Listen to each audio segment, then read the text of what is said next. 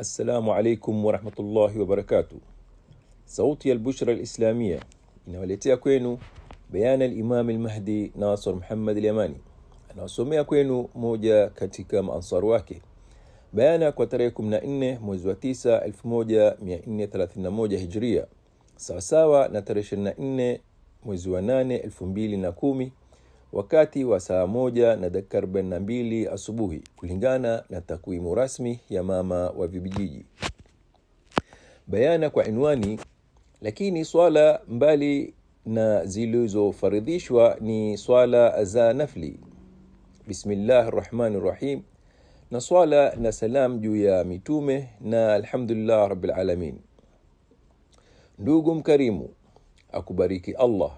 Na hakuna katika kitabu swala yaitwa swala ya dhuha, bali ni swala ya nafli, wala haikuwekwa kwa wakati maalum, bali wakati umejiandaa nafsi yako kwa hilo jambo, na hakuna shughuli itakushughulisha akili yako na kazi ambao unataka kufanya, na ukawa na wakati wa faragha, basi hapo umekuwa umejiandaa kinafsi kusimamisha swala ya nafli ya kujitolea, nayo ni kulingana na wakati wa faragha kwako. Kwa ajili hiyo sio swala ya faradhi kwa wakati maalum, bali ni ya kujitolea kulingana na wakati wa faragha yako, ndio alafu unataka kulekea kwa Mola mlezi wako kusadikisha kauli ya Allah Ta'ala: أعوذ بالله من الشيطان الرجيم فإذا فرغت فانصب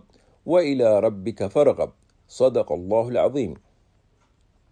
Isipokuwa nafli ya usiku kunufaika zaidi na moyo katika upweke wako na Mola mlezi wako, ili umdhukuru jina la Mola wako mlezi na ujitolee kwake kikamilifu. Na hivyo hivyo mchana waweza kumsabih kwa wingi wakati wa faragha yako.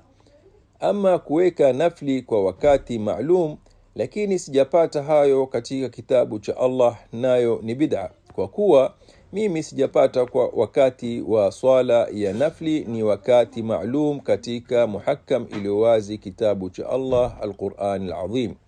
Na salam juu ya mitume, alhamdulillah rabbil alamin. Ndugu yenu al-Imam al-Mahdi Nasr Muhammad al-Yamani.